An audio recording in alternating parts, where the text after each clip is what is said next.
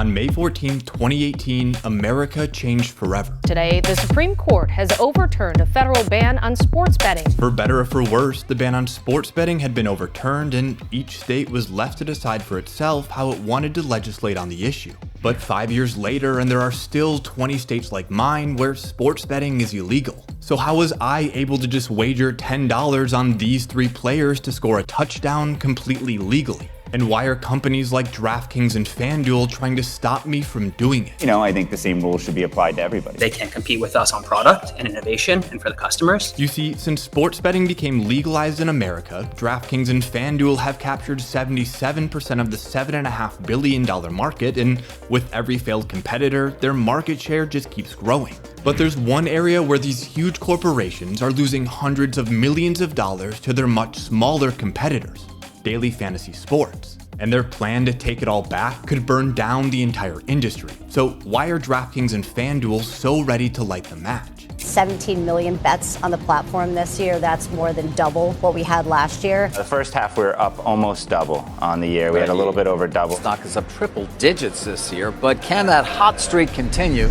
Now, the story of this battle for the future of daily fantasy sports here in America really begins back in 2006. When a bill about port security was being rushed through Congress, and at the very last minute, a New Jersey Democrat snuck in the Unlawful Internet Gambling Enforcement Act, or UIGA. Now, UIGA was primarily meant to regulate things like online poker, but it contained a little carve-out for daily fantasy sports, which stated that people should be allowed to play these games as long as they satisfied 3 conditions. It's got to be 1, a game of skill; 2, based on accumulated player statistics; 3, from more than one real-world team. Now, I want you to keep those 3 conditions in mind because they'll become important later on. But needless to say, this law led to a massive boon for the DFS industry, which quickly saw DraftKings and FanDuel grow to billion-dollar valuations and capture a combined 95% of the total market. Now, at the time, the premise of these DFS games was pretty simple.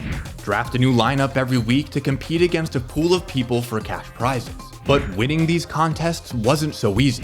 That's because most of the people who played and won daily fantasy sports in the late 2000s were professional bettors looking to make a profit against the ignorant masses. But for FanDuel and DraftKings, the fact that a majority of people who played DFS lost money helped solidify their standing in the eyes of the law, because they were satisfying the most important condition that allowed them to stay in business, by being able to claim that they were in fact offering a game of skill, since the top 1.3% of players won 77% of all the profits. But there was a flaw in their logic, because you could make that same argument for sports betting, which was illegal at the time because lawmakers considered it a game of luck rather than a game of skill.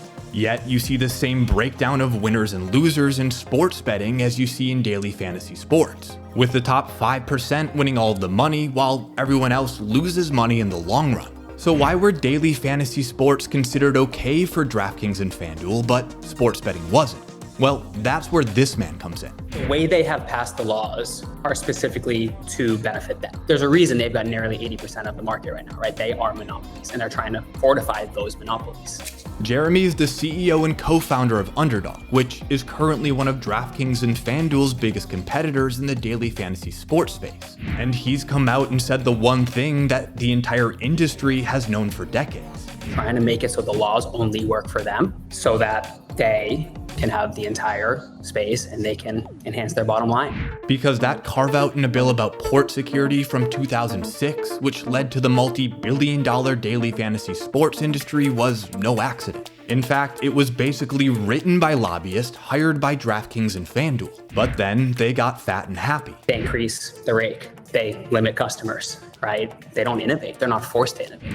Now, the laziness on the part of FanDuel and DraftKings was a factor of a few things. For starters, they had been dominating the market for over 10 years. Then there was the regulatory crackdown that happened in 2015 after an insider trading scandal at both companies, which made them a little skittish. And then there was the Supreme Court decision of 2018. It's called the Professional and Amateur Sports Protection Act, and the court's decision effectively overturned that law. I think it doubled the value of professional sports franchises in a second. Now, daily fantasy sports is a good business, but an even better business is legal sports betting. In fact, it's expected to dwarf the DFS industry over the next decade. which means for DraftKings and FanDuel, all of their attention has moved to grabbing as much new market share in sports betting as possible. But this decision has left a lot of people behind. Sure, sports betting is primed to be a big business, but by 2020, only 9 states even allowed you to legally place bets online, which meant most of the country was left with the stale, old daily fantasy formats that had been around for the past 14 years. And this left an opening for companies like Underdog, PrizePicks, and Sleeper to fill that void with a product that would change the industry forever. Get it at the link in my bio and turning it into $1,000 cash. Want to get $100 just for signing up? You can get up to $500 just for signing up. Now, if you're a sports fan and you're online, you've probably heard hundreds of creators talk about how you can get free money on one of these apps if you use their code. And when you download them, you'll notice how similar they are to a regular sportsbook. And that's no accident, because remember those 3 conditions Jeremy outlined earlier? Well, starting around 2020, apps like PrizePicks, Underdog, and Sleeper all found a way to create a pick'em product that looks and feels almost exactly like sports betting, all while still operating within the daily fantasy sports guidelines that DraftKings and FanDuel helped create almost 2 decades prior.